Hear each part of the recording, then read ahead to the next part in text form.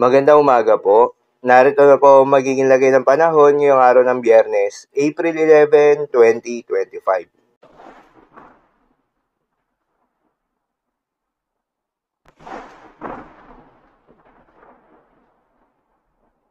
Sa kasalukuyan na tayo sa pag-asa, patuloy na umiiral itong Intertropical Convergence Zone o ITCZ. Ito yung salubungan ng hangin mula Northern at Southern Hemisphere at asahan na magdudulot ito ng maulap na kalangitan na may kalat-kalat na mga pagulan at thunderstorms sa may eastern portion ng Visayas at Mindanao. Habang easterlies naman o yung mainit na hangin galing sa may karagatang Pasipiko, ang patuloy namang nakakaapekto sa nalalabing bahagi pa ng ating bansa kasama ng Metro Manila. Dahil dito ay asahan yung generally fair weather condition sa malaking bahagi ng ating kapuluan, mainit at malinsangan na panahon sa umaga hanggang sa tanghali, ngunit pagsapit ng hapon o gabi ay asahan yung mataas na tsansa ng mga pag-ulan. Magandang balita naman dahil ayon sa pag-asa ay wala pa rin tayong binabantayan na low pressure area o bagyo sa loob o malapit sa Philippine Area of Responsibility na maaaring makaapekto sa ating bansa.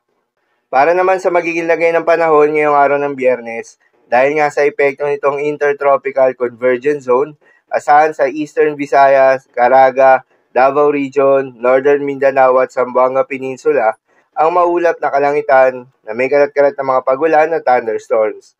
Posible ang mga pagbaha o pagguho ng lupa dahil sa katamtaman hanggang sa kuminsan ay malakas na pagulan. Habang sa Metro Manila at nalalabing bahagi pa ng ating bansa, ay asahan naman yung bahagyang maulap hanggang sa maulap na kalangitan na may kalat-kalat na mga pagulan o thunderstorms na dulot ng easterlies. Posible rin na mga pagbaha o pagguho ng lupa during severe thunderstorms. Madalas nabobo ang mga thunderstorms na ito tuwing hapon o gabi na nagtatagal ng 1 hanggang 2 oras. Kaya naman ingat sa mga posibleng banta ng pagbaha at pagguho ng lupa, lalong-lalo na sa mga lugar na inuulan na noong mga nakaraang araw pa. Para naman sa heat index forecast, narito yung mga lugar na makakaranas na matinding init ngayong araw. Kabilang ang Cavite City na aabot sa 44 degrees Celsius, 43 degrees Celsius naman sa may Dagupan City, habang 42 degrees Celsius sa may Dumangas, Iloilo, Roa City at Tayaba City. Paalala lamang po na huwag kalimutang magdala at uminom ng tubig at pagdala rin ng payong kung may lakad. Bawasan muna ang paglabas ng bahay sa panahon ng mataas na temperatura upang maiwasan ng heat-related emergencies kagaya ng heat exhaustion, heat cramps at heat stroke. Para naman sa magiging lagay ng mga dagat baybayin, ayon sa pag-asa ay wala tayong nakataas na gale warning sa anumang seaboards ng ating bansa. Kaya naman malayang makakapamalaot yung mga kababayan nating mangingisda at yung may mga maliliit na sasakyan pandagat. Ngunit iba yung pag-iingat pa rin, lalo na kung meron tayong offshore thunderstorms activity.